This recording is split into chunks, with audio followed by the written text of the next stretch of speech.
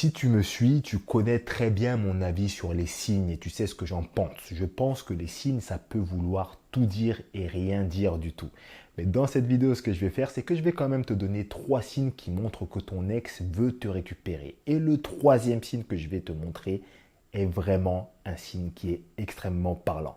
On est parti. Avant de commencer, ce que je t'invite à faire, comme d'habitude, c'est à t'abonner à la chaîne si ce n'est pas fait et surtout à rejoindre mon canal Telegram gratuitement pour pouvoir profiter de mon contenu exclusif. Et moi, je vais commencer avec le premier signe et ce premier signe-là, il va être axé sur les réseaux sociaux. Aujourd'hui, on est quasiment tous sur les réseaux sociaux. On est sur Instagram, sur Snapchat, sur Facebook, TikTok ou quoi que ce soit. Et ça nous permet d'avoir des interactions avec les gens. Et généralement, quand tu es en couple avec une personne, tu la suis sur les réseaux sociaux. Et le premier signe parlant, un des signes qui peut montrer que ton ex veut te récupérer, c'est si ton ex est dans ton sillage sur les réseaux sociaux et fait en sorte que tu le saches. Ça veut dire quoi? Ça veut dire que ton ex va venir et va venir liker tes posts. Et c'est pas venir liker tes posts, c'est revenir liker tes posts, tu vois. Parce que vous avez eu une rupture amoureuse. Et très généralement, ce qui se passe après une rupture, c'est qu'après la rupture, chacun fait sa vie de son côté. Donc très souvent, les gens ne se suivent plus sur les réseaux sociaux. Les gens ne se parlent peut-être plus pendant une longue période, une certaine période. Les gens ne se calculent plus. Et puis, comme ça, du jour au lendemain, d'un coup, tu vois que ton ex vient, il ou elle commence à reliker une photo. Bon. Une photo, bon, c'est bon, ça va. 2, 3 photos, ça commence à interagir aux stories. Tu vois, ce que moi j'appelle interagir, ça veut dire une personne qui va venir et qui va réagir par rapport à quelque chose que tu viens de poster. Donc, il ou elle va revenir interagir sur une de tes stories, venir poster des commentaires. Et ça, c'est des choses qui vont se passer très fréquemment, tu vois. Et ça peut être un signe parlant. Ça peut être un signe parlant que cette personne veut essayer de te récupérer, veut essayer de revenir dans ta vie parce qu'il y a eu justement cette cassure-là. Il y a eu cette cassure qui a permis de se rendre compte peut-être que du côté de cette personne que, oula, finalement, quand tu n'étais pas dans ma vie, c'était un petit peu plus difficile. Je me suis peut-être trompé, j'ai peut-être fait une erreur en te laissant. Mais voilà, j'essaie de revenir tout doucement avec des moyens détournés, des petits likes, des petits commentaires, des petites interactions en story, etc. etc. Assez fréquemment faites, hein. Il faut commencer peut-être à se poser les questions. Le deuxième signe qui montre que ton ex veut peut-être te récupérer, c'est que cet ex-là va venir essayer de rentrer en contact avec toi pour des bêtises. Et ça, c'est vraiment un truc qu'on voit très fréquemment. Ça veut dire que c'est un ex ou une ex qui va venir pour te demander des choses, des informations que cette personne peut trouver sur Google en fait. Ah ouais, tu connais pas un DJ parce que je sais pas quoi. Ah, tu saurais pas comment est-ce qu'on fait pour faire ceci, cela, alors que c'est des informations que cet ex-là pourrait demander à n'importe qui d'autre. Parfois, ça peut aussi être une personne qui va essayer de rentrer en contact avec toi indirectement à travers tes amis, alors que cette personne ne le faisait pas avant.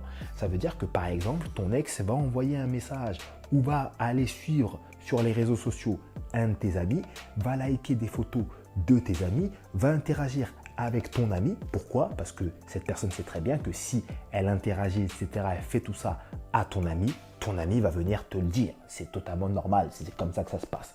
C'est un type d'interaction indirecte. Et ça, concrètement, c'est un signe qui est extrêmement parlant. Encore, ça arrive une fois. Tu vois, ouais, je voudrais savoir, est-ce que tu connais pas un garage pour ma voiture? Ok, on peut peut-être comprendre. 2, 3 fois, bon, faut pas nous prendre pour des jambons. C'est un signe qui reste quand même très parlant. Et pour moi, c'est même plus parlant que le premier signe parce que là, on est vraiment dans de l'interaction directe. On vient te voir pour te parler directement et quand tu vois de quel sujet est-ce qu'il s'agit, très souvent, tu vois que c'est de la caille. Donc en fait, la personne, elle veut juste te parler, elle veut juste provoquer une conversation, un dialogue avec toi. Le troisième et dernier signe que je voulais te partager aujourd'hui et qui est pour moi le signe le plus marquant, le plus important, le plus parlant, pour moi en tout cas, tu me diras ce que tu en penses dans les commentaires, c'est un ex ou une ex avec qui tu parles et qui te fait souvent des allusions du passé en te disant des choses positives. C'est une personne qui va te dire « on aurait dû faire ça comme ça, si on avait fait ça comme ça aurait été mieux, peut-être que si on avait fait ça comme ça, on serait encore ensemble à l'heure actuelle, etc. etc. » Et c'est une personne qui va venir te faire ce genre de commentaires-là très fréquemment, très souvent, tu vois. Et souvent, les personnes qui font ça attendent derrière une certaine réaction, attendent une certaine confirmation de ta part pour ensuite surenchérir la conversation sur d'autres sujets positifs par rapport au passé et ça peut mener derrière au fait que vous vous remettiez ensemble, tu vois. Et ça pour moi c'est vraiment le signe le plus parlant. Revenir comme ça dans la vie d'une personne et sortir plein d'allusions en disant des choses positives. Franchement, on aurait peut-être dû la jouer comme ça sur ce coup-là. Franchement, si on avait amélioré notre communication par le passé, peut-être qu'on serait encore ensemble. Si on avait, s'était pas pris la tête là-dessus, etc. Si on avait la maturité qu'on a maintenant. Ce genre de phrases-là, c'est des phrases qui sont extrêmement parlantes. Ça veut quasiment tout dire. Je te l'ai dit, les signes, ça peut vouloir tout dire et rien dire. Donc je ne pense pas qu'il faut se concentrer uniquement sur des signes.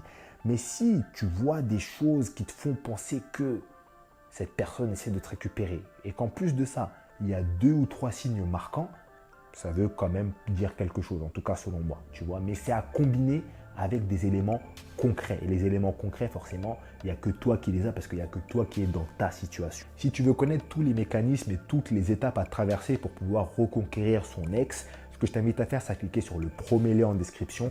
Il y a une vidéo que je t'ai mise là-dedans qui explique exactement toutes les étapes à traverser pour pouvoir reconquérir son ex. Sur ce que je t'invite à faire, c'est à me donner ton avis sur cette vidéo dans les commentaires. Si tu souhaites qu'on travaille ensemble directement, main dans la main, à travers du coaching, tu peux cliquer sur le deuxième lien en description, c'est mon agenda de coaching.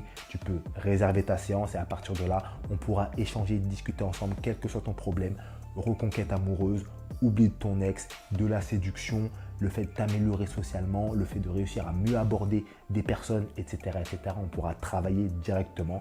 Ça se passe dans le deuxième lien en description. Moi, je te laisse là. Je te souhaite une très bonne soirée ou une bonne journée. Salut à toi et à la prochaine.